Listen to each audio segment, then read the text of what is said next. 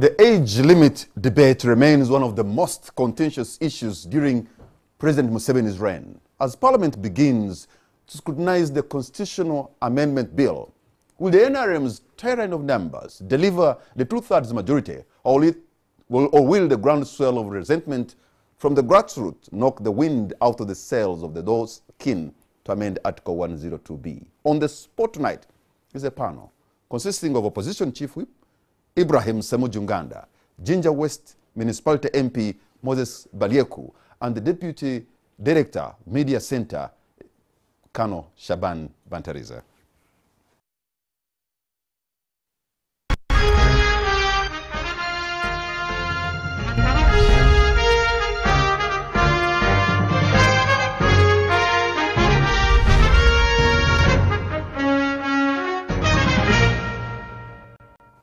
Gentlemen, welcome to the show. I should say the national spotlight is on you, and we are grateful that you accepted our invitation to be on the show. Thank you. Let me begin with you, Honorable Balieku, because you're so close to me here. Jinja West, Jinja Municipality West, Member of Parliament.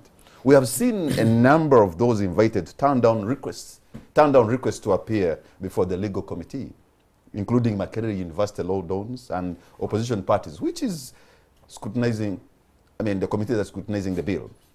Doesn't this dent the credibility of the entire process? No, it wouldn't be denting the credibility of the legal committee, because the committee decided whom they wanted. They chose so many people, many groups of people, political parties, past leaders, as the seconders of the motion, the move of the motion, and you have the right to come to the committee, or you can object by writing back. But that doesn't mean that the whole process stalls because the dons in Makerere are not coming to the Committee of Legal. There are so many Ugandans who are stakeholders in this, who would want, actually, if we opened the public and we said, who wants to come, would be overwhelmed by the numbers. So if the dons think that it is not mandated for them to come, it doesn't stop the process. And it doesn't dent the system, because Makerere dons are not the only dons in Uganda. There are many legal dons that we have. Even in the committee, there are people who can become dons, even in parliament, even outside. So you can ask anybody else to come. It doesn't mean that if Makerere is not coming, therefore the whole process is dented. No. Honorable Ibrahim Semujunganda, we saw you yesterday, the other day, in the presentation of the committee. It appears things didn't go well. We just want to hear your view, because you are inside there. You participated. What do you make of, should I call it even round one? You see, the trouble is that things got bad at the beginning, and it will take a lot of maneuvers and creativity to try to straighten it up. I can hear my colleague saying it does not matter who comes. I sit on the Committee on Legal and Parliamentary Affairs, and there is a reason why those specific individuals were invited. If the committee wanted to make a public invitation, the committee had every opportunity to do so. But they chose some people for some specific reasons. So the trouble with this country is that those who are ruling Uganda, together with those who are cheerleading them, they have become a group of the end justifies the means. You can go and overrun parliament, beat up MPs, as long as the bill is passed, more or less like what Oboth did in 1996. And my colleague here is part of that group. The end justifies the means. See, if you are leading a country, you're talking about people's lives, and that's why you must be very cautious for every single decision you make. That committee sat down and said, we will need to invite the following people. It is not that they ask people who wants to come, and it was deliberate that they chose those specific groups. Now he says, are they the only ones? It's as if they made an application that invite us. And Honorable Balieku, you must understand you are dealing with a matter that is very controversial, a matter that is very contentious. Some countries have been lucky when they face a problem like we face now. they're able to overcome, others have not. So when we ask you to restrain yourselves, it's not that we don't know that you are powerful, you have the numbers, you have the money, you have the military, as one minister said, but we're only cautioning you because those who are paying the price in Somalia now, some were not even born when Siad Barre was in power. Probably people who will pay the price in Uganda if things go bad, and I ask the Almighty to help us so they don't go. Probably me, the Honorable Barieku, and my neighbor here, Shaban Bantariza, may not be those who will pay the price. Him, he has already having served in the armed forces. So it's not that we don't know your capacity. We know you have the military, we know you have the money, we know you have the numbers. So you have everything at your disposal. And that's why we plead with you to use it responsibly. The chairperson of the committee shocked me because you're telling him the way you are chairing a committee, you may make many people not sure and says, even if they don't come, we will go and write it. But I kept telling him, then why is this a ceremony? Because by processing a bill, you are receiving views to enrich your own research as a committee to go and help Parliament. You see, the people who put up with these processes knew that they will be part of the consensus building. Those you agree with, those you don't agree with. At the end of the day, you will have processed the opinion of many Ugandans. And I am not shocked that the Honorable Barieku now says, are they the only ones even if they don't come? Yeah. And that's how they have been speaking. No. All right, let me, just before you can get respond to Honorable Ibrahim Semoju's comments or submission, let me go to Colonel Shaban Bantariza. We have seen the clergy, okay, some of them, pronounce themselves. One of them is Bishop Muhiru of Fort Portal Diocese, and the other, I think, is Bishop Kisembo of Rwenzori Diocese, a region I'm told is very dear to your heart. And they are saying, you know, asking the president to emulate the late Julius Nyerere. In fact, we hear at one time President Museveni sent cadres to study the succession plan of the whole system of Tanzania. What happened, Colonel Shaban? Nothing wrong happened. You see, a democracy is like a child. It grows. This is stunted. In your opinion. But a democracy that changes its leaders to an extent where even those who are in parliament, the 9th parliament, almost 70% did not come back and a new team came. And those who are said to be old people and aged didn't come back and the youngsters came. That can't be a stunted democracy because it means there are people who will choose the elders, people who will choose the young ones. So everybody is participatory. And democracy is about participation. Unfortunately, democracy is like medicine. It does not always give you what you like. It gives you what you need or what you can afford.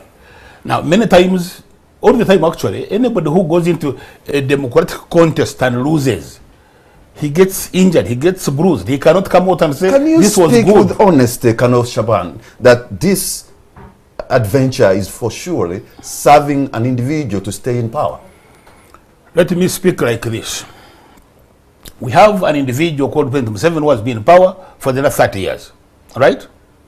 But he has been there on the consent of, first of all, fronted as a flag bearer, as the best shooter by his party, and voted by the countrymen and women. In accordance with the constitution. Absolutely, yes. True.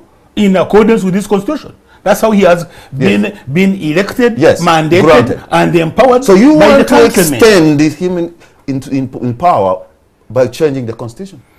Now, political power, political contest is actually about getting power.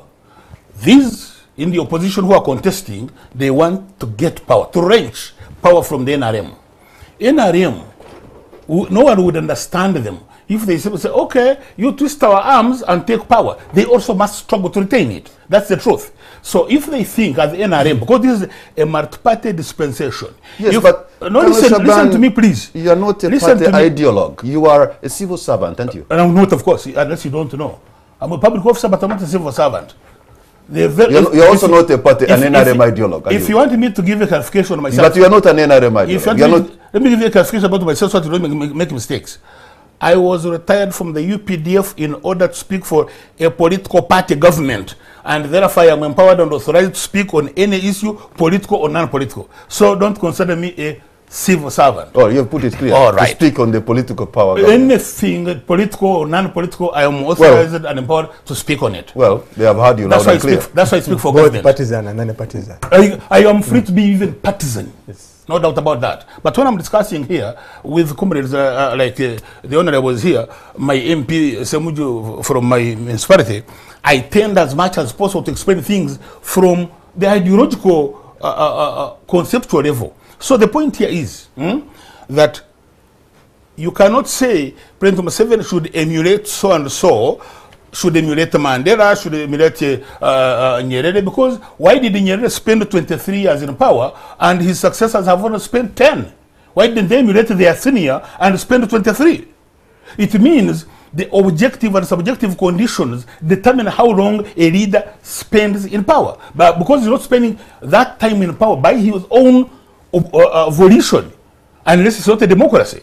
So if the NRM, for example, they think that they have President Museveni and any others, because President Museveni is not the only person who is in the 75 age limit. Let's get that clear. There are very many others.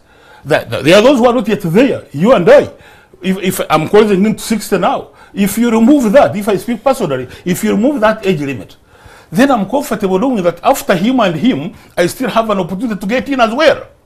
Okay, but also it's not the upper limit that is being removed. I haven't read the bill myself, but the movers of the bill, the constructors of the bill, are saying that the upper limit be removed, but also the lower limits be revised. Meaning, therefore, this is because I have heard people say, "Oh, you see, the whole country is against it." Then when you go to Chibane today, Tinka Similes, people said Tojukwatako. And Honorable Nabanja's people said Jukwateko, meaning there are those who are pro, there are those who are against, and that's a democracy. Therefore, when people actually say, all right, there are those who are against, there are those who are pro, the best way a civilized people will move about this is to debate sanely, soberly, from down up to Parliament. Okay, Honorable Moses Baleku, you've just heard from the Honorable Ibrahim Nganda, and he's telling you, look, really, you cannot brush aside the fact that these people didn't turn up, because they are not just any Ugandans. The committee, in its wisdom, saw it fitting to invite them. And when they turned on the invitation, it's an indictment on that committee. No, I don't agree with that. Because in that committee, I was the first person, or with Magezi, that were invited to come and present the bill formally. No sooner had we entered that place, my colleague said he was not comfortable in this room. It was reminding him of torture. Then, secondly, he said we cannot proceed unless we change the room. The chairman said we have actually finished setting up everything, the microphones. They insisted we have to change the room. We consented, and we said for us, we okay, we can change the room. We moved the room. We reached the room. They said we need an in-house meeting to first internalize our own issues as a committee. The world is watching. TVs are watching. People, the whole country is watching. We have our internal matters we need. Can you excuse us, give us some time, whatnot? From 10 until 2 o'clock, we had not done anything. So we went for a break, gave them time to internalize their issues. When we came back in the afternoon, my very good friend Semuju for so many years could not let us present order, information, guidance, motion, procedure. We obliged to whatever he was saying. And for us, our purpose, they invited us in writing. Now, if they can invite us, their fellow members of parliament, and they cannot accord us the esteem, respect we deserve to listen to each other, the dons also you're referring to, who have been showing which side they belong to all the time we've been listening to radios and watching their programs. For me, as a second of this motion, first of all, I want to thank Semuju for acknowledging that this government is strong. It has the defense. The first characteristics of any strong government is to have a strong defense force, to protect its citizens with both property and their lives. And when he says we have a strong defense force, he's talking about money, that is using the wrong word, a strong economy which is growing, not money as he's saying. like he's saying the other and Said Maje. What he actually, when Ibanita was trying to say this is a strong government which has even a strong defense system. So we can handle anything, external or internal. Not necessarily. The strong economy that is growing. Yes. That is not so. We have seen businesses collapse. We are not producing anything. We are adding 1 million kids every year on our population. I don't think we are adding 1 million jobs. When you add children, 1 million children. Yes. That means we are adding that the population is growing. How many jobs are we creating? So what are we producing? In economics, there's what they call market and the demand. There's also supply. Population, good population is good. A big population is very good in economics. What you should say, a population which has a purchasing power. Yeah, but what is the purchasing power? Have you gone to the shopping mall that have you cannot create the two things concurrently. You can't have population at the same time have purchasing power. One has to come after the other. When we were starting, take an example, this UPE. We had few children in UPE. The quality was quite good. So the people in Ginger West municipality who are old enough, they have the purchasing power. They can believe you that now, yes, they are okay. We have what we call unemployment, which is world over, not only in Uganda. The group now in Uganda between 18 and 35 is almost more than 70% of Uganda. Are they skilled? Now, that is where we are heading. When you look at our manifesto of NRM, we have categorically showed where we want to head. Well, and we are saying we are creating this number of jobs, we are bringing this number of industries. It has never been a question of lack of ideas. But it has always been a question of failure to implement the policies that you have. Before you go to that, let me ask you one simple question.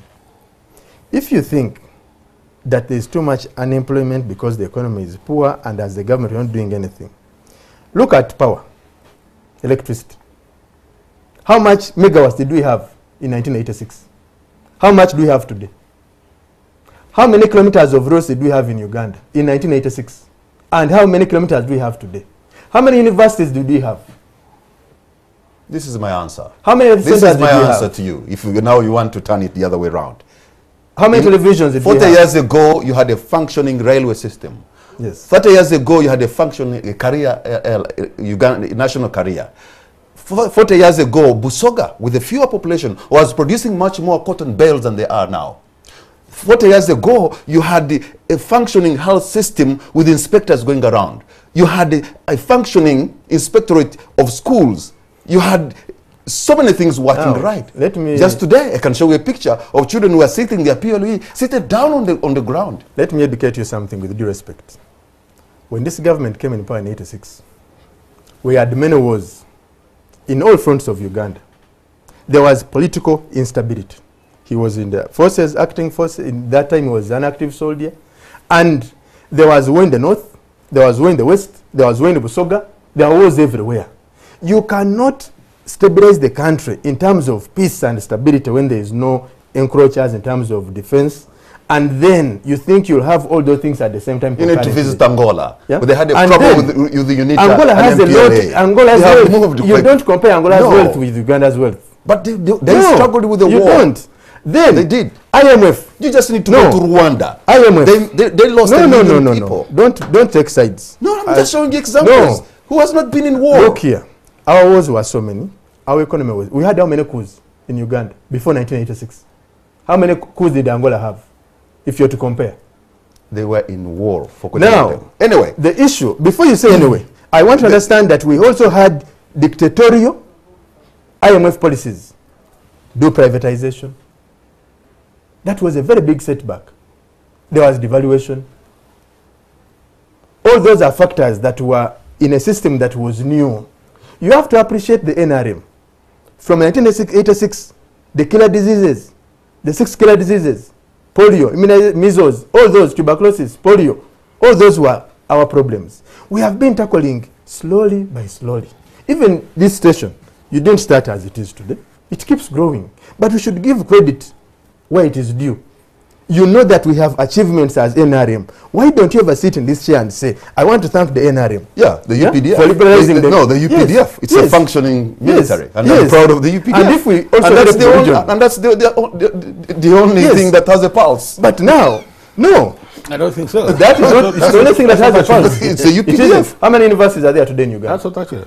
You see, I first of all, I don't understand the direction that the Honorable Barieko has said. I think by his argument, countries that have developed should never have changed leaders. So the argument is not about the achievements we have registered as a country. The argument as is a that government is that we have, in the last 55 years of Uganda, failed to have a transition from one leader to another. You see, they probably speak about, first of all, you will need to do some revision between a state and a government, because you appear to confuse both. The state will stay, and the state is by all of us. A government can change even tomorrow. So what we need and what we should be proud of as a country is a stable state, not a stable government. That is the unit. Because the government will simply disappear. And the moment you stabilize the government and you don't stabilize the state, you will be taking the same path that Libya did, that Egypt did. But people interpret history selectively and deliberately. President Museveni, because today we speak about the NRM as being very powerful. You know that for 9 years, we were under a military junta. People who grabbed power using a barrel of a gun. From who? And they built and rooted this country. From who? I don't know. I thought by the time they came to power, you were born. But if you didn't know, if you said they grabbed power from another military junta, and that's why if you read the NRM, so why are you skipping that one? If you read the NRM 2001 manifesto on more than 12 pages, the president pledges to have a peaceful transfer of power. And he said, give me one more term and I ensure that this country for the first time will have peaceful transfer of power. And you see, for us, we're not asking President Museveni things that he has not promised himself. We're only asking him, sir, this is, even when I had a chance to speak to him on a radio station, I told him, sir, you promised the following. Why don't you give them to us? You then go on the achievements of NRM, you want a television station to come here. There are things that are not contested. But every single leader we have had in Uganda, including the worst leaders, they have made a contribution. But you're only saying the country need. Let me tell you, today the economy, the forecast of Minister of Finance is that the economy that was growing at one time at 7%, at 6%, will grow at just about 4.1 or near 3.9. Yet you have a population that is growing at 3%. So nearly the growth is just about 1%, because you can't have a population growing at 3% and the economy growing at 4.1. If you do some simple arithmetic, you will know that your economy is growing at 1%. They are telling you things are not. There is no investor worth the name who will come to invest $100 million in a country whose future he doesn't understand. Because it takes a bit of time to recoup, first of all, your money and then get a profit. And that's why they go. I've been meeting many of them, groups that come to invest in Uganda. That's how you end up with the fake investors. So the point we are, and I want to go back to the issues we are handling in Parliament, the issue of removing the age limit, it is not an issue that the opposition either smuggled into the constitution. I saw some people today attempting to say that this matter was smuggled into the constitution. They have even forgotten that the matter was debated. At least I think Mayombo was the one who improved it. There was even a voting in the CA. This matter was not put by us in the constitution. It was put by the NRM majority. And if we go back to the preamble of the constitution, they said all these things have happened because of our history. And we are still living that history. Today, you find, and my colleague here is become part of the cheerleaders, they are no longer guided by the history. They are guided by it. For us, thank you for knowing that we are powerful. I don't have to remind you that you are powerful. The moment you begin abusing power, invading parliament, bringing soldiers to beat up MPs, even someone of average understanding will know that, okay, you now have power in your head, so it is the power that is driving you.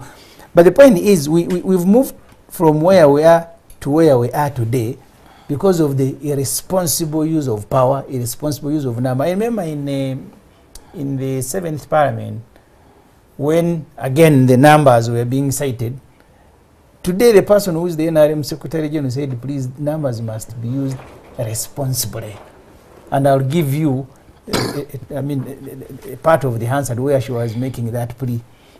So where we are now. But yesterday you didn't allow that to take precedence. I mean, you see, in Parliament, if you want us to discuss why things went the way they did, we're asking you, first, we wanted to determine where the bill was before the committee, legally and properly. But yesterday and we asked you at the beginning, we had the committee the mover of the bill said, and this is historical, before he changed, and I saw you helping him to change. He had told the committee he got permission on 28th. The bill was printed the same day, published in the Gazette the same day. I'm telling you what he said before you told him, no, this was 27. And I recognize. And the certificate of financial implication was also issued the same day. We're asking him. That is not true. Okay. Even if he had obtained permission on 27, yes, they are taking even in the court. And that's why let me bring in Colonel Shaban Banteriza. Because in your submission, you said the preamble of the Constitution observes the history of Uganda, the Tamilistas past we have been into. And they have put some of these as safeguards, sort of give Uganda some kind of peaceful transition, because we have not had one. So if the proponents of the constitutional amendment, do they really entrench or make this constitution better? Have they forgotten our history? The question is, how does the removal of President Museveni from the picture cause trouble for the country or not? Because people are speaking as if he doesn't go this time, Uganda will be inverted. And we want to see what evidence is there that if he didn't leave tomorrow, Uganda would collapse. Because there is evidence that he has been here for 30 years, and like the NRM slogan says, there has been steady progress. But like I said earlier, it appears now, while we're in a multi-party system, every party building its strength. And I want to emphasize that the stability of Uganda actually does not depend on whether Museveni leaves today or not. Because I want somebody to give me guarantees that if tomorrow he wakes up and says, I am handing over power to Honorable Semuju or Kano Shaban or Honorable Yeku, we would not lose that power, okay? Like we did when we got a peaceful handover of power 1962 and 64, we lost it. Because the British handed over power peacefully to us. In 1964, we had the mutiny of only 125 soldiers, a company, arresting the Minister of Defense, locking him up in the guard room. And what did the government do? It rewarded the soldiers with 200% salary increment. That's when that government started losing power, right? So I want somebody today, in the arguments we are running around with, to show me that, because handing over power is a ceremony. What is the guarantee that there will be continuity and sustainability are the things that we don't touch? What are those? You know, according to me, it is what stake does every Ugandan have in today's economic prosperity? It's not even the elections and this one representing us. When people have a stake in their economic power, in their livelihood, they are unwilling to join forces that will destroy it. So people who say, please, President Museveni, give us a gift, hand over powers peacefully. He can, in my view, give it to you or me. And there's no guarantee that then some ambitious other colonel or general or other civilian in collusion with these powerful other people will not take it off from us. So they are fundamental that guarantee sustainability of power more than simply handing over power peacefully. So for me, if we want to argue about whether NRM is fronting Museveni for 35 years or 50, the most important things we should do are two. One, those who are in opposition, who are and the Uganda version gave them a good name about government. Those who advise the government, that's very good. Although the reality is those who oppose government. You see, we need to build a strong ruling party and equally a strong opposition parties who, when they balance the forces, then we are in less danger of tipping this power that may have been given or handed over peacefully. So peaceful handover is only ceremonial. But you have heard the president say that his job really is to weed out opposition from this country. You don't have to respond to that now. That is a political statement, and yes, I don't have to respond to it. Yes, but he was on record having said that. But that's okay also, because he would... You have just stated that you need the opposition that is strong. And that is good for continuity. A strong country. For checks and balances. That has got opposition. As he but says, the chairman said otherwise. For checks and balances. The reason he said that is actually the opposition we are talking about is not the opposition they are talking about in Uganda or the Oluwabula government, the side that advises government. We have a side that tends to undermine government. That's why the president was saying that I will get rid of this if I could. We're going to take a That's break. the basis for his position. Gentlemen, we're going to take a break, and we can continue this discussion after this short break. Welcome back. You're watching On the Spot. My name is Patrick Amara. My guests tonight are Kano Shaban Bantariza, Honorable Ibrahim Semujunganda, and Honorable Moses Balieku, and we are discussing the proposed amendment of the Constitution to remove Article 102B. Before we went to break, Honorable Ibrahim, sometimes how the opposition handles itself, you wonder, even in Parliament during the plenary and even at the committee level, you know, there's an element, there's a time when you need to have, you know, a debate, and not necessarily a fight or a disruption. Because there are things that you do as members opposed to this constitution amendment that are not really debate. No, because you ask yourself, I have been in Parliament, this is the 7th year. I know. We have only had trouble, maybe about 3-4 sittings of Parliament. I know there will always be an attempt to demonize us, to present us as hooligans. Honorable Ibrahim, I'm only stating what I've seen. Exactly. And I'm saying, can't you just allow the power of the argument to win the day? I don't want to look at the results. I usually want to look at the process. Why did we have to go the extra mile? Because once promises have been made and undertakings made, and they are just overturned, there will be a human reaction. We had the Deputy Speaker saying, first, the matter of Majezi's bill will not come as a way of amendment to the order paper. And then you have another speaker in the chair, she amends the order paper. The same speaker had said, we will not amend the constitution in a piecemeal way. And then the same speaker says, no, now you can amend it. That Majezi, the man himself, he actually despised the Honorable Kafero. She put all the bills on the order paper. He despised the Honorable Kafero Sechitoreko when he came to Parliament to seek permission to present a private member's bill. And he said, you see, we must not reduce this constitution into just an ordinary document that every day one MP shoots up and he says, I want to amend Article 120B, another one shoots up tomorrow. So, in all the circumstances, we have just been holding our colleagues onto what they promised. When you get shortchanged, there will be a human reaction and you may not determine.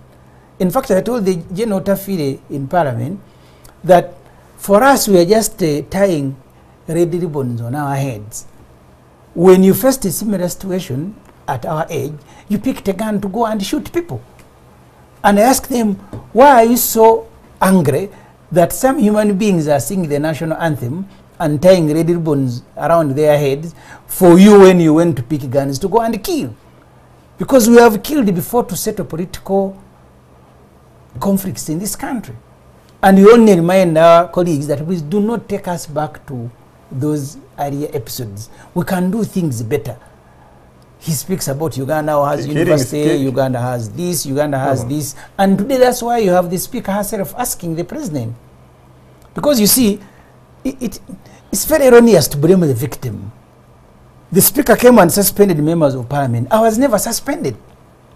When the SFC came to parliament, I was the first to be grabbed and strangled. But you are also holding Zake.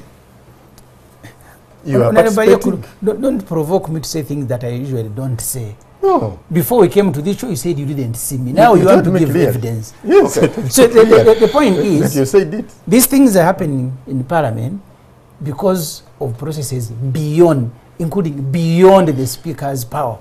Because if you have intruders, you have invaders invading parliament and beating up MPs, what did you want us, Kamara, to do? To beat one side of the, and then you turn it. It's not possible.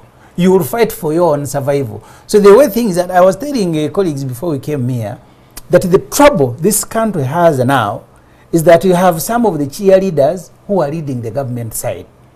At the time you had the late area Kategaya, the WAPA, and so on, that group.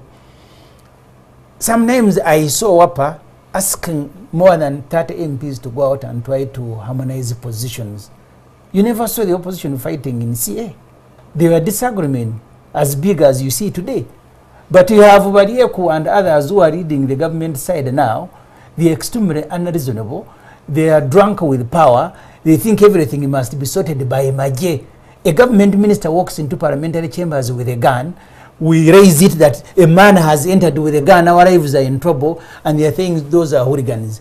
Kamara, in those circumstances, what did you want us to do? You have seen someone clearly walking into parliamentary chambers with a gun.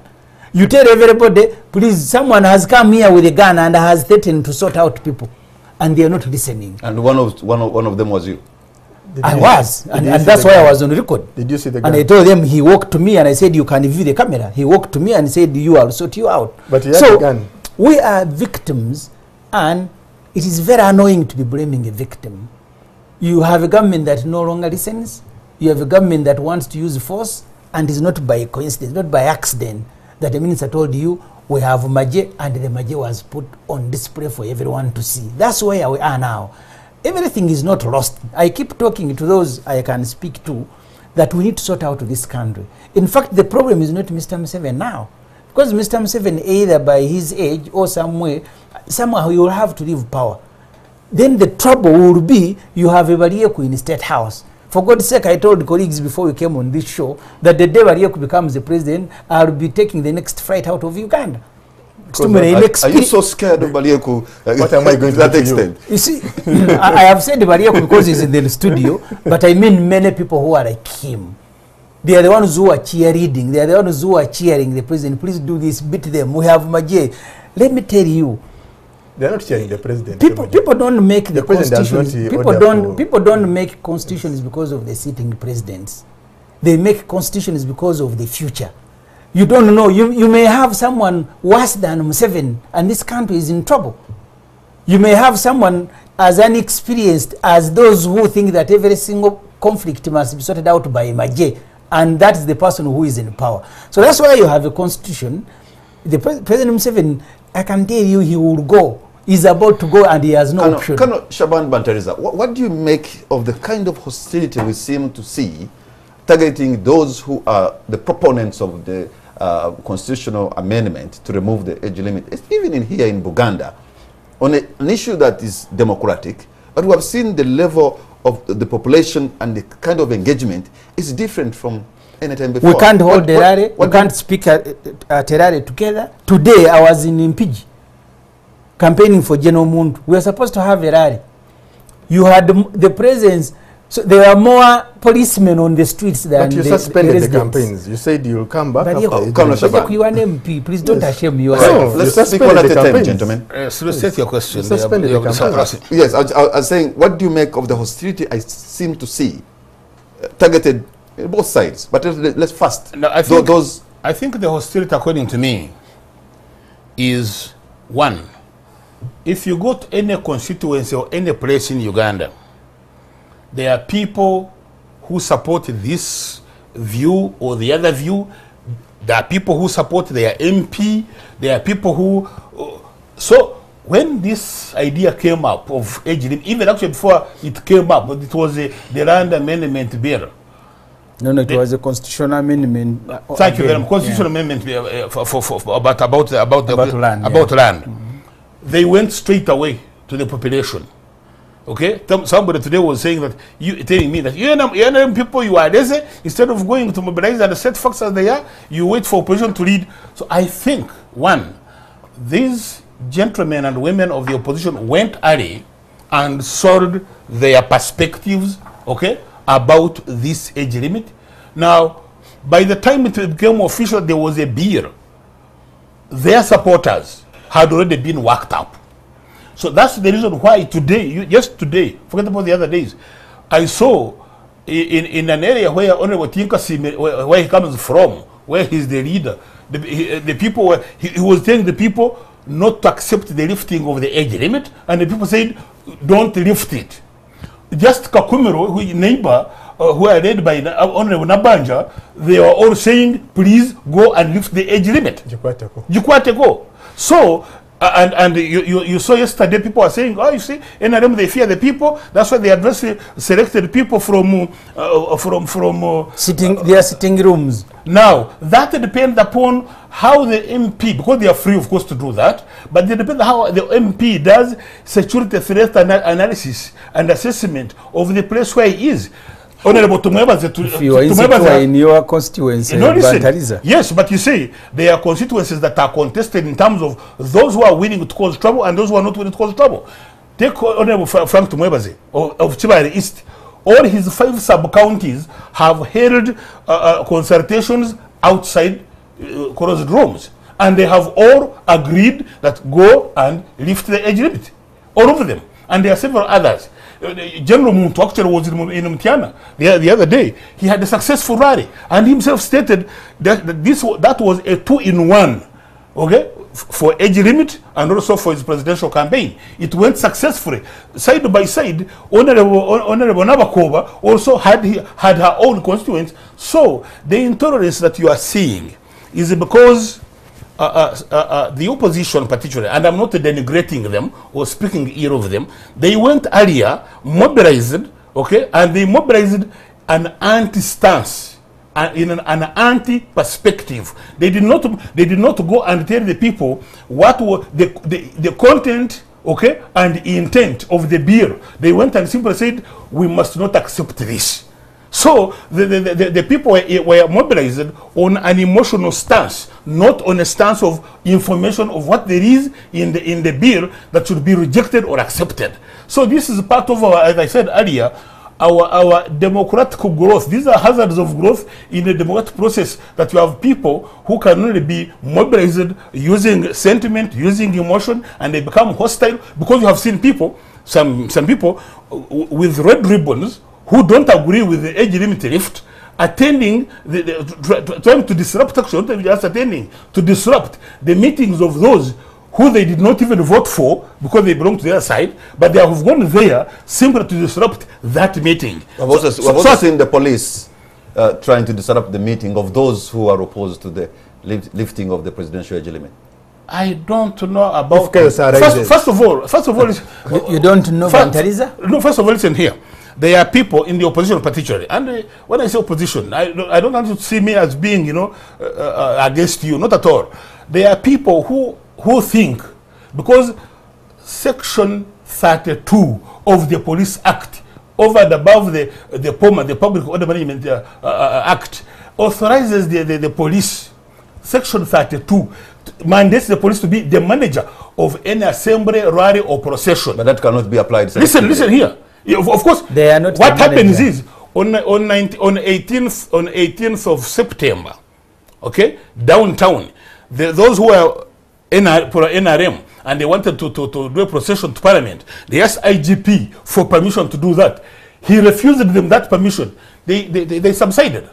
But there are those from his side who say, with or without your consent, we have to do it our way. When you do that way, the police is mandated and empowered to disrupt you. Okay, yeah, Honorable Ibrahim, we have seen often President Museveni cornered sometimes in a bad way, but he always has that political dexterity to come back.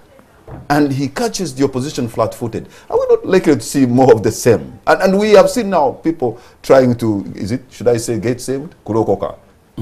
Remove the red ribbon and put on the yellow. And look, before we know it, Uganda could be turning yellow once again. You see, I don't want to be able to Kibantariza who doesn't know that police has been disrupting our meetings. And then he's just giving you an example of Kayihura trying to do public relations by meeting some NRM groups and pleading with them, don't come, so you give me an opportunity to deal with them. Because the same day he was stopping opposition and directed the NRM, you had a police band escorting Jukwateko in Kasese. And all these photos we see in the newspapers and we watched on TV. So there is absolutely no doubt as to the partisan manner in which police is handling politics in Uganda. And that's why they have gone beyond what the law provides. 2 MPs can't go. Tomorrow I am supposed to go in Mukono and address a on behalf of Honorable Betty Namboze. They have issued me with a notice that you can't come to Mukono. They have even put a curfew. I've told you what has happened today in Impiji. So they coming to President Museveni, I think it's also, and I told him, I had an opportunity to sit with him the way we are seated here, and I told him commercialization of politics is going to kill this country. Let me tell you the amount of money that the president deploys to do politics, to rent support. If that, I have written many articles about that. If half of that money was put on service delivery, this country would be far. 1962, we were at the same level of development with Singapore, with South Korea, with Malaysia. Today the GDP per capita in Uganda remains at $700. If you go to Malaysia, it is 20,000. If you go to Singapore, it is 40,000. We were at the same level of development at the time of independence. But the focus here, and I told the president that the moment you made yourself the main project in Uganda, you disadvantaged Uganda as a country. Can you imagine the president has a budget of 97 billion shilling for donation? If you look at the police, my article this week, I went to Rugazi police station, which was constructed by colonialists. It has collapsed. It is in a state of total disrepair. Yet the budget of police has improved from 100 billion shilling to 540. So the amount of money police spends on driving Semuju around. The day we were arrested from Parliament, we went in a van with 6 vehicles. We were even delivered at our homes. 6 convoy, another convoy taking USJ here, another one taking so and so. This is how we are using our resources. So before you begin praising President Museveni for persuading people to remove red ribbons to put on yellow, you must know what has gone into that. Because this is pure political bribery. You can go and bribe, because you see, the options have not been, the options have been very limited. If you want to do a business successfully in Uganda, it is no longer possible when you are opposed to Museveni. Remember what Simon Chugun said when he went to meet him in Rwachitura, that, sir, as long as you are interested for me, I will never seek to be a president. So that's what we've gone through. And if we don't stop that, we're going to affect service delivery. Let me tell you, it took just less than 1 week for the president to mobilize 13 billion shilling to give each MP 29 million shilling to go and consult. And they have always blamed. Now they say the parliamentary commission found the money. Yet the coaching on how the money would be used was done in the meeting of NRM Parliamentary Caucus on the 13th October. I even told them how, because I remember the Honorable Susan Amero said, please don't tell us how to consult, just give us the money, we are ready. I said, okay, money, but money will cause you problem. In fact, it's the one who told them, you go and conduct a meeting of a few leaders, you give them transport and food, and you have seen some of them have acted to the later. So I told him commercialization of politics is going to kill politics in this country.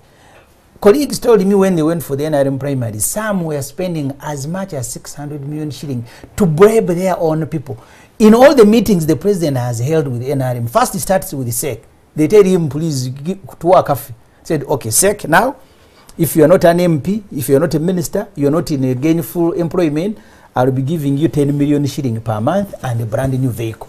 Then the National Executive Committee of NRM goes to meet him at State House, and they tell him, please. You're making. So the point I am making, before you praise him, just look at what does he do to get people to support him, and what damage does that do to the economy and the welfare of Ugandans. Colonel Shaban, sometimes you have, perhaps you look at these things from a vantage position, because I can imagine you're not full NRM, you're not even whatever. No, he's full NRM. Oh, he's full NRM. But I am no doubt about that. He's full NRM. But I am more objective than those who are pure and simply partisan.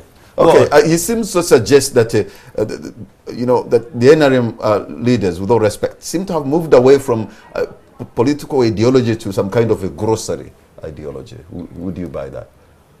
Politics is not charity. The other day when the Americans were engaging in their political competition, I saw two people who offered $900 million for their preferred candidate. In fact, there was a demonstration in Washington about that money, and 400 people were arrested for that demonstration against that money. Now, if you are to change that $900 million into what we have here, you would not even be able to count it. The point I'm making is this: Ugandans appear to have been economically better off now, and Ugandans have invested, are progressively investing in politics. Politics is becoming a job. Could you hold a little bit? The difference is, here is an individual who is not even running for power. He's donating money to a presidential candidate. Commercialization of politics, well, but look, affects everybody. Yes, but look, but this, because this it tilts the balance. If it was the case for Uganda, you'd be saying that peasants giving money. No. To whoever is contesting for power. In Uganda, it's this way. Because people are investing in politics as a job.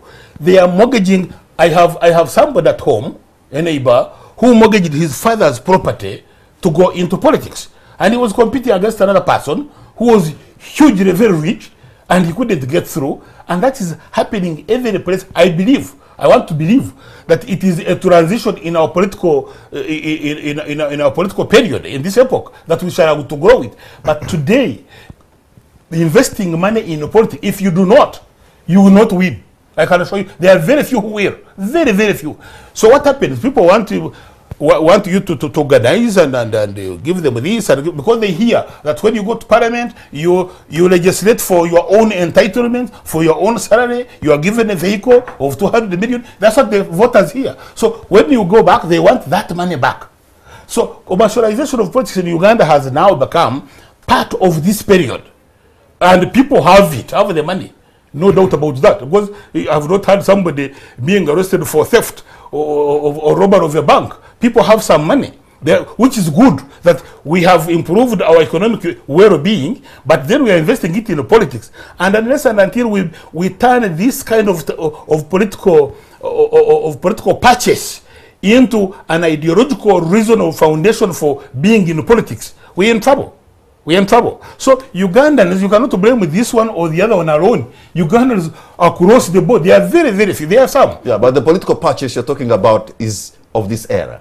Yes, it is of this era. And this era, because this era, under the leadership, this era is a better era than the era we inherited. That's the point. That's the point. So the purchase is better. You cannot give what you don't have. Today, people are. When I was going to school in your place for Port St. Leo's, I was walking 10 kilometers. I didn't know you're my hobby. How come you never attended the reunion last weekend? Okay. Yes, I was invited. I had I was in Mbari. Okay. When I was going to St. Leo, I was carrying my sanduku wooden box for 10 kilometers to go to the main road to jump on only 2 buses, one from Kabare to Fort Potro or one from Mbara to Fort Potro. If you miss that one, you go back. Today, people don't even walk a kilometer anymore because there's a border. You think the borders are free of charge?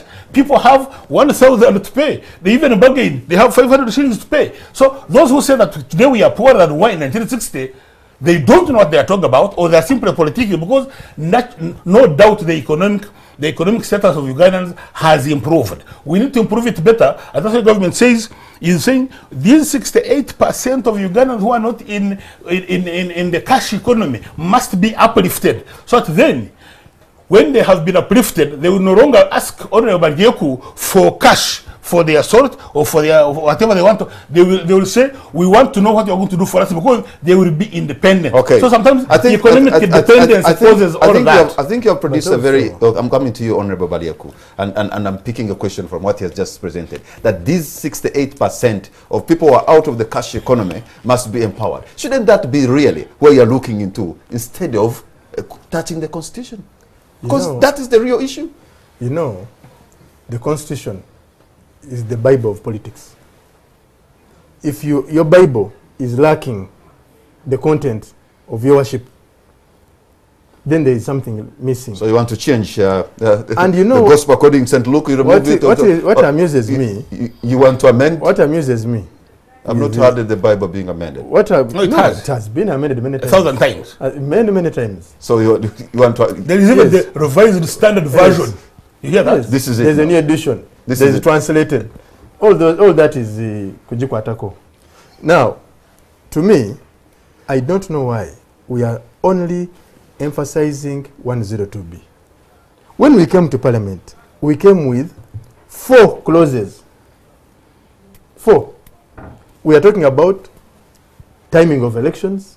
We are talking about petitions in case like what has happened in Kenya. We are talking about that. Even before actually when it happened in Uganda, in Kenya, we said exactly what we are trying to do in Uganda is what is happening to Kenya. When the court nullifies the elections, the period of time given. Because it can happen in Uganda. We are talking about that. Yep. We're talking about... well, if you talked about those other 3, Ugandans have no trouble with that. The issue was removing the age limit. When we come to the issue of age limit, let us be honest with one another here, even with my brother Semuju. Political parties are mandated in the Constitution to bring candidates. If there is a ballot paper, UPC, DP, NRM, FDC, whichever party, every party has to bring its candidate. If I go, like NRM says, we go to Namboli and choose our candidate, our presidential candidate, they come in and campaign, and we decide on one. For us, we are saying, as the movers and seconders of this motion, of amending 102B, let us give the Ugandans the will, every political party its will, to decide whether you want a blind man of 90, whether you want a lame man of 85, whether you want a young man of 30, whether you want a man of 32, 33, both up and down. We are saying, let it be open. There is no reason. The struggle here is, if NRM brings, we may decide, by the way, in NRM, to bring somebody else. We may not necessarily say we're going to bring President Museveni in 2021. We can decide to bring somebody even much older than him. Why not? Why not? But you know, Honorable Ryoko, you know that's not true. No. Supposing he says, I don't want. You have reached a level where you can spin, and you know it is a spin, and you say, even you believe your own spin. We can also say, we shall bring him. Even that is possible. We shall bring him. But why do we limit ourselves? We are Ugandans. This is our country. We are all stakeholders. We are all involved in it. It is now a peaceful country. Free and fair presentation of candidates, regardless of age, regardless of any disability. We should be able, even if a young man of 30 comes and says, I want to try it out in Namboli, we should give him a chance. Why should we put hindrances and roadblocks? We don't have to do that. But also, I want to answer what Honorable Semuju said, that the Speaker and Deputy Speaker promised the order will not be amended. The Speaker said it will be amended, and he put the bills on the order paper. A private member's bill is a right of any member. And with due respect, I expect my colleague, my brother Ndugu Semuju, to know that a private member's bill is a constitutional right of any member of Parliament. And the Speaker has no right to reject a private member's bill when it has. Yes. Gentlemen, hold on to your points, because we are going to take a break. And when we come back, I'll open the line so that you two at home can be a part of this discussion. We shall be listening to your submission, if you have them, or even your questions to the members of Parliament and the Deputy Director of the Government Media Center. We'll be right back. Welcome back. You're watching On the Spot.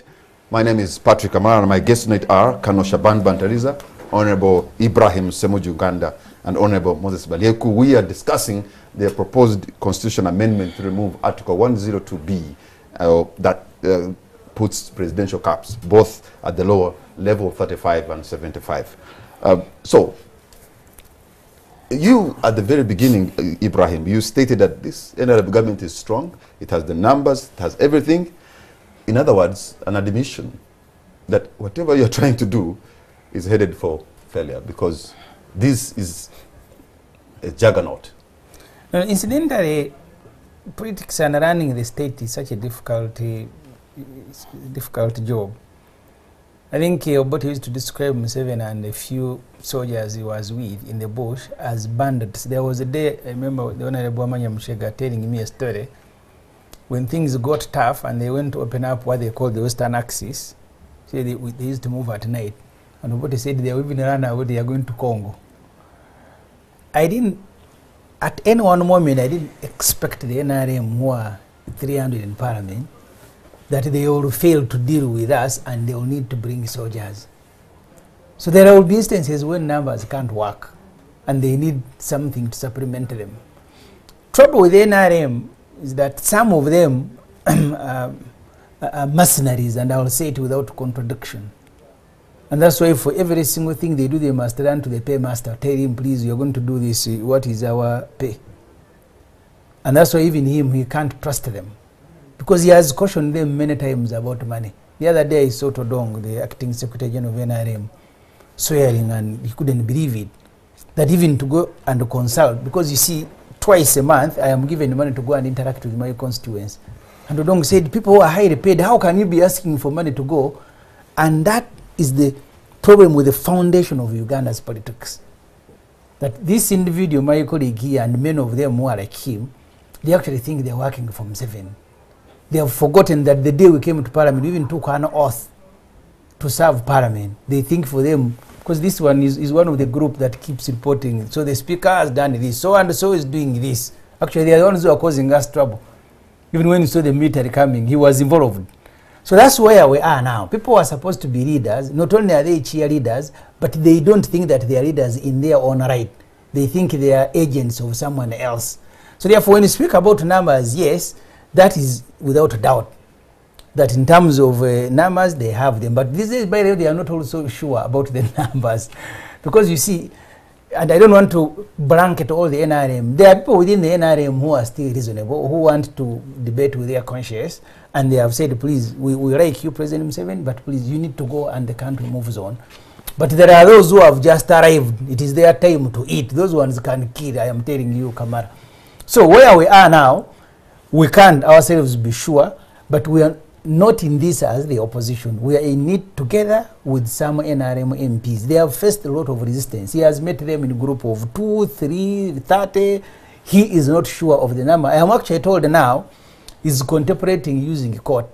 Said if these MPs are frustrating me, I can go and get my courts to pass it.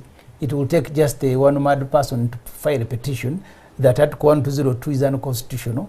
And if you have judges who are like Kavuma, it will take another 30 seconds to declare it unconstitutional. So all the options are there. So what we are in, and Africa is such an interesting continent. Kandwanta Isaiah was speaking about the fear that maybe we fear Museveni. In Zimbabwe, the wife of Mugabe even suggested that a dead Mugabe in grave will be better than the opposition combined. The same thing you have seen Betkamya saying, that the entire cabinet of nearly 90 ministers, President Museveni is wiser than all of them combined. He didn't, maybe even if he expands the number. So even when Bantariza speaks about elections, and that's why, I mean, constitutions in Africa have clauses that are supposed to deter the African leaders, what you don't see in Europe, because you are still grappling with the sort of election that we have. Okay. Just imagine Mugabe at 92. He can't even stand and support himself. I saw him in the last UN assembly. He nearly fell as he was trying to go and speak at a microphone. Podium, yeah. But okay, he still wins the elections. They won, because if you ask people who are in CA and they tell you the import of the age limit, because you had a research group, said part of the problem was that you have had an African leader in Tunisia who actually had become insane. They had to forcefully put him in a car to drive him home. He didn't even realize that they have removed him from power. You remember Kamuzu Banda in Malawi? At one time, it was his girlfriend who was running a country. So, and that's why people who made the Ugandan constitution made emphasis about the history, knowing our history, what we've gone through. We need to do the following. Now, this one saying, don't you forget about the history. Uganda is very stable. We have a very strong government. I don't think you'll ever be as strong as Obote's government. You don't know how we are sweeping roads when the ministers, Kanyomozi and Rwakasisi, were visiting us. You will not be half powerful Obote's government, but even that government, powerful as it was, it collapsed and people had to pay to pay the price using their own blood. So we are telling you about the history. We have lived a very bad history. We need to outlive that history, and they are saying, no, for us, we've made ourselves very powerful. Don't care about the history. We are here to stay. Colonel Shaban, before I come to you, Honorable Balieku, one of the arguments advanced by those opposed to the removal of the age limit, they say, when they look at the elections, that's just a ritual that happens after every 5 years, but really it does not reflect the free will and the choices of the people of Uganda. That argument is shot down straight by the fact that there were 8 presidential candidates, and while President Museveni went through as the winning candidate, the one who came after him had over 3 million voters. You can't say 3 million voters who voted for Besigye were in a ritualistic ceremony. It was not. So the fact, and he had not got that number previously. Actually, he's recorded to have been, of all of them, including President Museveni, to have been the one who has been on this very show, seated in that very chair, telling Uganda that he actually won that election. That's okay. If he had won it, he would be in power. Or he would be so actually that he was robbed of that election. Now, being robbed is not the same as having an election as a ceremony. People go early morning and put their votes. That's what, and they vote whoever they want. Now, for this one to come and say that his victory was robbed, they are channels, okay, of redress. If you think you have been robbed and you do not take advantage of the legal channels available to you to seek redress, then it means you are saying what you don't believe, or you believe what you don't say. Now, and I don't want to go into that one, but the fact of the matter is, yes, our voting and campaigning and electoral processes are not perfect, no doubt about that, and they're not perfect anywhere else anyway. When again, American the other day were voting, when they voted George Bush, there was a controversy, and with all their technology, they had to abandon it and go back and count the election, the results physically, hand by hand. It took 2 weeks of waiting to get the final result, meaning even them, they can't have it perfect. In Kenya, they have not had it perfect. Imperfect human beings can never have perfect systems. So our electoral processes definitely can only continuously be improved. But they are certainly better than 1980, 10th December, when a president said, from now onwards, no one will touch or speak about the election results except me. And he took over the electoral commission's processes and he announced the results himself. Now, we have moved from that level of what happened 1980, 10th December, to now when people say, no, you cheated, that time there were different boxes and one box could be announced for another. That's what happened indeed. People say 1980 elections were rigged. I don't use that word rigging myself, because what happened was not, I voted. I was in Kakumiro Centenary, I was a grade 5 secondary school teacher, so I was an adult already. What happened was not rigging, because rigging requires some mechanism. This one was swapping of results. Yours, his, yours. That was the swapping. We have moved from that time, from that level, from what happened then, to now when people can contest and claim that you rigged and got caught, and the court scrutinizes the process and declares the winner, the legitimate winner. And look at this. The man who performed dismal in this election of 1980, December 10th, yes, picked a gun and went to the bush. Yes.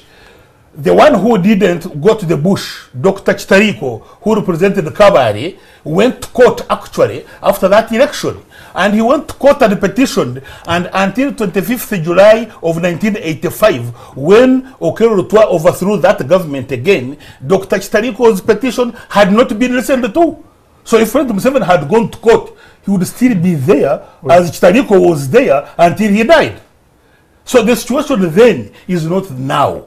So we have moved from a situation where an acting president, Paul Mwanga, may he rest in peace, is dead. Okay, it says anyone who touches or speaks about elections results 5 years in jail, 5 million shillings, or both. And remember, 1980, we had just had a currency reform where 5 million shillings was probably more than 50 million today.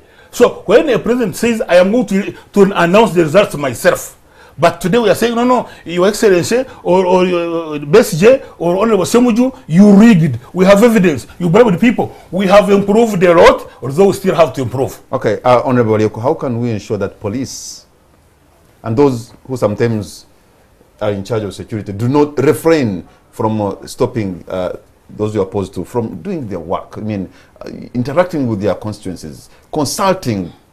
You know, before I answer that, I want to correct my brother Semuju when he says we cheer the army, we encourage the security forces in the parliament. I, for one, Honorable Semuju, I am not a soldier. I have no rank. I cannot cheer the army, and I cannot coordinate the army. So when you allege and say we are the ones doing that, no, that is not true. And I would actually request you kindly not to assert words which are not correct and say we are coordinating the army. We are ordinary members like you. We may be in government, yes, we are powerful by that virtue, but we don't misuse it as a backbencher and say we are coordinating with the army as he's saying. And then secondly, when I come back to your issue, you know, we have what we call the Public Order Management Bill. When this bill came in place, there was a reason why we brought that bill. Because we knew that people were taking the laws into their hands. The opposition knows very well that there are two equal forces. The work of the police is to keep law and order. Now, if the police suspects or even senses that there's going to be either confrontational, bloodshed, loss of property, we have to say, Honorable Semuju, you can't go to Nambonamboze's constituency. You know, you see, you actually insinuate that you're looking for trouble. So you believe that Honorable Semuju Nganda, if he went tomorrow, you know, the person who demarcated the constituencies. The person who demarcated the constituencies. Now, there are consultations going on today in the country. He has returned the money for the consultation. But he didn't return the money for the vehicle, which is 200 million. Because his constituency doesn't need even a vehicle. He can even use a motorcycle. But he returned the money for the 29 for consultation, which is government money, not Museveni's money.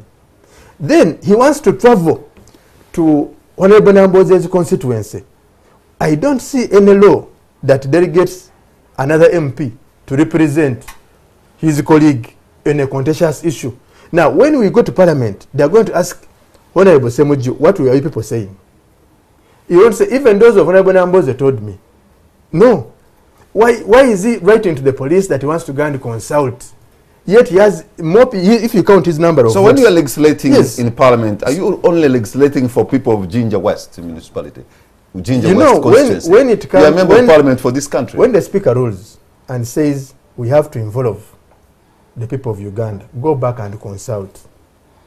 You have to go and consult those who voted you or those who believe that you represent them. Because me in Ginger West, I represent every member of that constituency right now, whether he voted me or not. But you know, there are members of FDC who are in Mukono. He speaks for the party. Yes. He can meet them. But now, when we go back to the issue of police, now the police has to go and make sure it protects Honorable Semuju in Honorable Namboze's constituency. Because there also the people believe that they are saying Jikwateko. For him, he's saying Tojikwatako. And he's not going to sensitize why. He's only going to encourage the masses. So this is for his protection? Yes. The police is going there to help him. Okay, I'm going to open the lines so that you two, wherever you are, you can call right now. The numbers are going to run on your screen. And then you tell us what you think. Or maybe ask a question to any of these, my panel which is here. And where we are headed. Honorable Semuju, you've just had your colleague say that this could also be actually in your favor. by stopping you to go to Mukono? You see, the trouble in this parliament, and I have said so and without any regret, that there are people who don't think better than councillors and they're in parliament. Like who? If you're a member of What's parliament wrong with your councillors? and you don't know, You mean your councillors don't think? there are no qualifications to be a councillor. Yeah, but there are qualifications to but be when you come and say if people you don't know that a member of parliament is a member of parliament for Uganda, and maybe, I don't know, I'll take a little bit of time to help him. I am the chief opposition in parliament. My duty goes beyond the Chira municipality. Even if I wasn't the chief whip. So is there any law that stops me from holding a rally somewhere? And I have written to police, tell them I need to go and hold a rally. First of all, I ran a budget in parliament. Part of my budget is to go and visit the various constituencies because I have a duty to hold government to account. So that's why you return the money, because you have another budget. See, the trouble is that you speak like you're a councillor of LC3. You should speak like a member of parliament. Twice a month I am given money to go and interact with my constituents. just like he is. Like he is. But you also have another budget. I don't need money. I don't need to be bribed. Because ask yourself, if you are honest, we have just been processing a bill to amend the constitution on matters of land. I was not given any extra shilling to go, and you know I went around the country. By the way, on that occasion, police didn't disturb me. But just imagine if for every single bill presented to Parliament, MPs will be given 29 million shilling. How much money will this country need to keep the legislature running? Let's not just speak like councillors. Like people who are just excited. This was purely a bribe. And whoever has taken this money, it is up to you to go and explain. Because there will be bills coming to Parliament. I hope you will be giving for each bill 29. Just imagine if for every bill there will be consultation and you give each MP 29 million shilling. But the point is, you asked him a legitimate question about police. Yes. This police here, and we speak to them because they are also victims. And they will tell you, even the day we were abandoned in 2 pickups and we are being driven in all sorts of directions, we went speaking to police, including at police stations where we went. They don't enjoy doing this job. But everybody is being held captive in this country, including many who are in NRM. And that's why, when they went for the NRM parliamentary caucus on 13th October, a roll call went, you what do you support? Get out! In their own meeting. But Honorable Semuji, be realistic to the country. Which meeting was there somebody saying that you don't support get out? That's why I said that no. we have councillors in parliament. No. So he doesn't even know what went on in his own meeting. So the point is, Kamara, and the that it is not good for Semuju to think that police is acting in a partisan way deliberately. I can tell you, because what is wrong with this country and this constitution guarantees freedom of assembly. It does. It also guarantees freedom of association. If we went and we were a group that we've gone to Mukono, why would you stop me from associating? I have not gone to consult with Barieko, but I have gone to consult with other colleagues with whom we share ideology, we share the same direction this country should take. They say, no, don't go, you incite people. Interestingly, this was an afterthought, because the very first meeting we held together was in Chireka, and I was the convener. We were all there, we were in Nakawa. We went to Bwaise, we went to Kareru. When they realized the turn-up was so huge, they thought maybe you are going to overwhelm. Because first of all, we had set very high standards for the ordinary MPs. Because if you are going to consult, that's why for them say, oh, don't call rallies. You go quietly, collect people in a room, give them a lunch first, give them transport fund. And then, not only did they do that, they also send operatives and staff of the president to go and help organize the audiences for the MPs.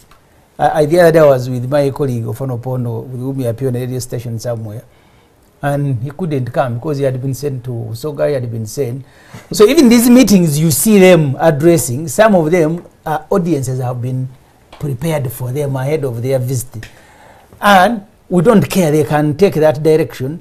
We're only saying, please allow us to associate, allow us the freedom to assemble. So no, if you are going to assemble, you don't go when you are 2 MPs. If you are going to assemble, you don't pass through a trading center. So we've gone back to where we are under Article 269 of the Constitution, that political parties can't go beyond their headquarters. That's where we are now. And they are cheering. They are cheering. They are victims, but they are cheering. Okay. You know, Honorable Semuju, refers to members who have their independent views as law thinkers. But he has to remember that this is a struggle also for power. He wants to bring all situations that fit in his wanting, to think that for us we have to dance by their music. If you want to go and consult openly a crowd, a rally, and call 10,000 people and ask them how to consult them, consultation same to educate you in a layman's way of understanding the dictionary. Consultation is talking one-to-one or a few people. You can't consult a rally of 10,000 people. Consultation, you can sit in a room and discuss. If you open the dictionary and you read, you're a journalist, simple English, consultation means talk muluganda twogeraganye nkwebuzeeko. Let me now say in your language, maybe you'll understand better. But for you to think that consultation means a mammoth and a crowd of people, then there are no operatives from State House. How many operatives does the president have to send in every constituency? Me, I'm from Busoga. All my colleagues have done consultation successfully. Successfully. You know, these people used to think that they will spread the word of fear in the masses. When this bill had just come, Kamara, people were even fearing. When I first appeared on TV, people said, hey, actually it wasn't on TV, you're so courageous. Because these people had put fear. Until when we sensitized the people. When I went to Jinja, I first taught the people what it means. Like even you didn't know that the Bible had been amended. I used that example. And I told them that even the Bible. Come on. Yes.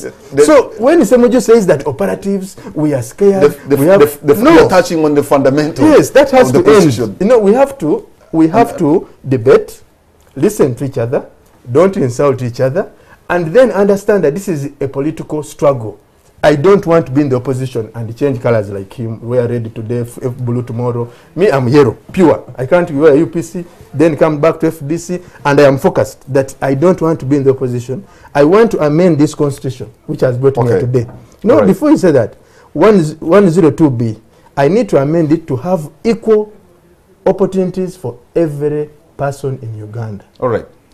Our time is almost out, so I'm going to ask you, Colonel Shaban, to give us your... Maybe let me just take one more caller. One caller, not even one more, just one, so that they can, you can make your concluding remarks. I have a call online. Hello. Hello, Mr. Kamara. Good evening, sir. What's your name and where are you calling from? This is Patrick calling from Kabale. Patrick in Kabale on air, sir. Yeah, thank you very much, Mr. Kamara. Welcome. I would like to thank the members that you have in the studio. And basically, I wanted to make a comment. Okay. And consider that gentleman from Jinja. Honorable Balieku, yes? Yes, Honorable Balieku. As these people who go voting, they are educated to maybe a graduate level.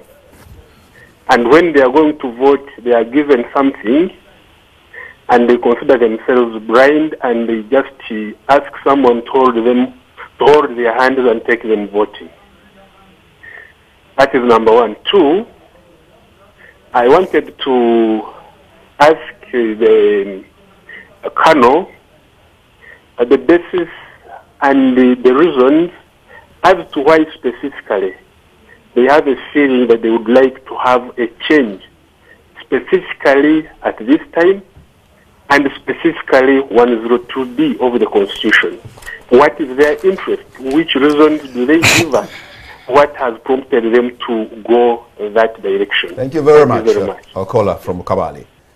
Yes, let me begin with you, Shaban. Maybe you can respond to him as you also make your concluding remark. Then I'll come to Honorable Balieku. Honorable Balieku had actually answered that question. The bill wants to remove inequality and to offer equal opportunity, because, as I said earlier, President Museveni is not the only person in the age bracket of 75 or 70. There are many others who would wish to contest, perhaps, What makes you think that my former candidate in 1980, Right Honorable Semogel, would not like to give another shot at it? He would be free. Like I said earlier, after Honorable Semuju and Walioko have become presidents, I also will know that I can be president after them. But more importantly again, they are also saying even those who are limited by the lower age of 35, they can have an opportunity not simply to compete for presidency, but to compete at the district and build a constituency that they will later on need to compete for presidency. Because you cannot come when you are 28 and 35 and come that you are going to compete for presidency. For presidency requires a lot of preparation. Now, when we say let's also revise the lower limit, so that then our young people can have an opportunity to build a political base. What's wrong with that? Now, specifically to his question again, why now? If the NRM think that also by giving that opportunity to everybody else, they get an opportunity to have their best shooter stand again, you can only compete with them and beat them, but you cannot stop them. Okay. Honorable Balieku, your concluding remark and maybe responding to a caller from Kabale. Yeah, just to add on what Kana said. You know, Article 1 of the Constitution, Article number 1 in the Constitution. Power belongs to the people. Power belongs to the people. And they shall decide how they want to be governed. And this will be done periodically and a free and fair election. So my brother in Kabale needs to open the Constitution and understands that power belongs to the people. So we cannot deny the people what they want. And the power means choose the leader you want. Okay. Honorable Ibrahim, your parting shot. You see, a constitution is like a contract between those who are leading and those they are leading. So if at every corner you must change it to keep one person in power, it means, like Emergency said, to use his word, that it will become a useless document. 1980, after elections, the person who went and caused trouble for the next 5 years, he had actually lost an election. You may come and rough us up in Parliament and beat us, but the reason we have that contract is to restrain people who think like those who went to fight in Ruero to go and cause trouble in this country again. The day that happens, we will all be victims, including those who are cheerleading now. I only hope, because I don't think that everything is lost, that the clergy can privately go and speak to President Museveni and persuade him. Because the agents of the president, those who have just arrived, they can't actually allow him to go. The same way you have agents of the state in Zimbabwe telling a 92-year-old man that you are still the best. So I hope we will all do our work. The clergy, the elders can go and speak to President Museveni, and he will find it within his heart to allow the country to continue as he goes to take a rest. Thank you very much, Honorable Ibrahim Semujunganda. Thank you very much, Honorable Moses Balieku, and thank you very much, Kano Shaban Banteriza, and all of you have been a part of this. Members of Parliament will be coming to a village near you or even to your home to consult you, so talk to them, tell them what you think, because this is also about you. You have a stake in this country, and it's your call at this age, at this moment, to shape Uganda's direction. Sometimes people can disagree on this table, and we can appear that we are so fiery, but the issue is we do not hate each other. We love our country more. Good night. And